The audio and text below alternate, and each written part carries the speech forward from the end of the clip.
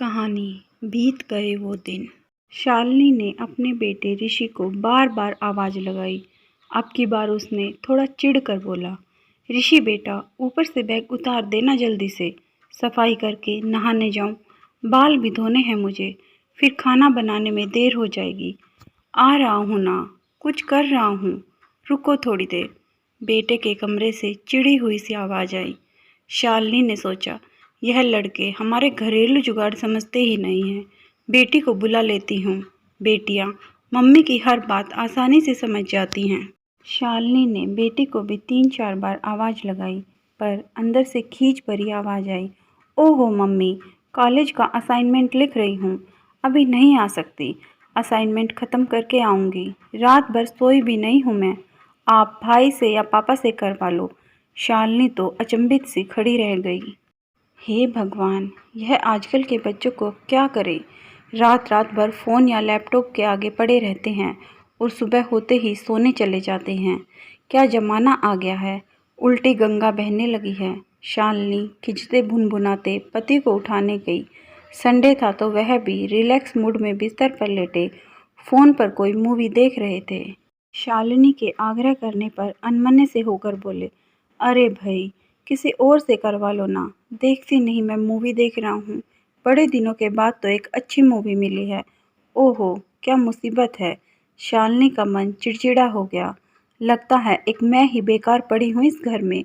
बेटा बेटी पति किसी को फुर्सत नहीं, बस मैं ही नाचती रहूँ हर काम के लिए। छोड़ो, अब अगले संडे सोचूंगी। चिढ़ती बड़बड़ाती शालिनी नहाने चली गई। आज संडे था तो शालिनी ने सोचा, सुबह सुबह थोड़ी साफ सफाई करके नहा लूँ। इस कोरोना के चक्कर में तो मेड वगैरह को मना करना पड़ गया है। सारा काम खुद ही करना पड़ रहा है, तो जल्दी जल्दी काम निपटाने के चक्कर में अलमारियों के ऊपर की सफाई रह जाती है। आज संडे था, सब फ्री थे तो सोचा थोड़ी मदद हो जाएगी। शालिनी सोच रही थी कि मुझे छोड़कर तो घर में सब राजा रानी की तरह रहते हैं। जल्दी उठे तब ना कुछ काम हो। इस मुए मोबाइल ने तो नाक में दम कर रखा है। इंटरनेट क्या आ गया है, मानो अलादीन का चिराग मिल गया है सबको। खाने पहनने पढ़ाई मनोरंजन हर चीज़ के लिए बस अपना अंगूठा किसी ऐप नामक चिराग पर रगड़ो और थोड़ी ही देर में कोई भूत की तरह आकर सामान बाहर रखकर और डोर बेल बजाकर चला जाएगा। आपकी फरमाइश हाजिर है।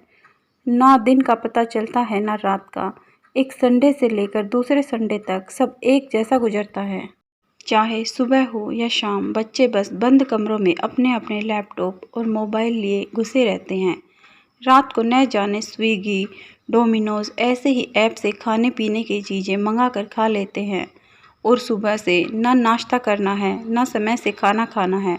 अरे, कोरोना वायरस तो 2 सालों की कहानी है, पर यह रूटीन तो लोगों की आम दिनचर्या बन गया है। बल्कि कोरोना वायरस की वजह से तो ज़िंदगी थोड़ी अनुशासित हुई भी थी, मगर साधारण तौर पर तो दुनिया अजीब ही दिनचर्या जी रही थी। हे भगवान, क्या हो गया है ज़माने को। कितना अच्छा होता था हमारा बचपन। ना टीवी ना मोबाइल, फिर भी छुट्टी का कितना मज़ा उठाते थे हम सब। मन एक बार फिर बीते दिनों में चला गया शालिनी का। याद है मुझे कि संडे को सुबह उठकर हम सब कॉलोनी के बच्चे साइकिल चलाने दूर दूर तक चले जाते थे। स्कूल की छुट्टी होती थी तो सुबह तैयार होने की हड़बड़ी नहीं होती थी, लिहाजा मम्मी पापा की डांट भी नहीं सुननी पड़ती थी। 7-8 बजते बजते एक राउंड दोस्तों के साथ खेल कूद कर जब हम वापस आते तो डाइनिंग टेबल पर गर्मा गर्म नाश्ता जैसे आलू के पराठे या लाल लाल फूली हुई खस्ता कचौड़ी के साथ चटपटी रसदार आलू की सब्जी या आलू चीज़ से भरे टोस्ट माँ तैयार रखती थी।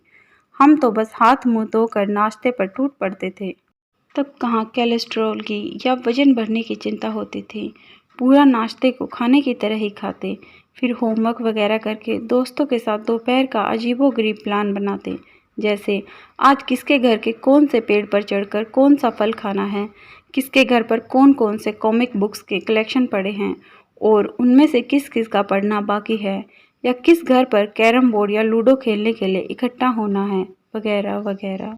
पापा की जहाँ पोस्टिंग थी वह लगभग पहाड़ी एरिया था। चारों तरफ छोटे छोटे पहाड़ और बीच में फूटते छोटे छोटे से झरने, और उनकी कल कल दमनी के तो क्या कहने। आहा, बड़ी ही खूबसूरत दुनिया थी वो। होता यह था कि पहाड़ियों पर दौड़कर चढ़ने की मनोरंजक प्रतियोगिताएं भी हमारे खेल का हिस्सा हुआ करती थी। जो पहले ऊपर चढ़ जाता वह दूसरे को खूब चिढ़ाता था और फिर वहीं हम हंसते हंसाते दौड़ भाग करने लग जाते थे। कभी तो साइकिल के पुराने टायर को डंडे से मारते हुए पहाड़ियों पर दौड़ते रहते थे। रस्सी कूदना और 100 की गिनती तक बिना आउट हुए कूदना तो मानो वर्ल्ड रिकॉर्ड बनाने जैसा फील देता था। शाम को खेलकर लौटते तो किसी भी दोस्त के घर पर सब मिलकर नाश्ता कर लेते थे। तब आस पड़ोस के लोग अंकल आंटी नहीं, उनसे भी ज़्यादा मौसा मौसी दीदी चाचा चाची हुआ करते थे। किसी भी एक दोस्त के रिश्तेदार हम सबके रिश्तेदार होते थे। रात को छत पर सोना, संडे हो या कोई सा भी दिन हो, तारों के नीचे तारों के बीच अलग अलग तरह की आकृति की कल्पना करते, तारों को गिनते हुए आपस में मीठी लड़ाइयाँ करते हुए एक दूसरे को कहानियाँ सुनाते, हंसते हंसाते सोने का जो आनंद था उसे भला शब्दों में कैसे वर्णन किया जाए। पता नहीं कितनी बार तो हम अपने बगल के दोस्त की छत पर सोने चले जाते थे। ना तो कोई फॉर्मेलिटी थी, ना ही कोई बुरा मानता था। पूरी कॉलोनी या पूरा मोहल्ला मानो अपना ही घर लगता था। डांटने की भी परमिशन सबको थी। कोई किसी के भी बच्चे को अपने बच्चों की तरह डांट सकता था। बस डांटने के लिए उम्र में बड़ा होना जरूरी था। फिर वह चाहे किसी भी दोस्त के भैया हो, दीदी हो, मामा हो या मामी हो या कोई भी हो, सबका सब पर प्यार था, अधिकार था। आज की तरह नहीं कि किसी पड़ोसी के घर भी जाना हो तो पहले इन्फॉर्म करो, फिर उनके बताए समय पर ही जाओ।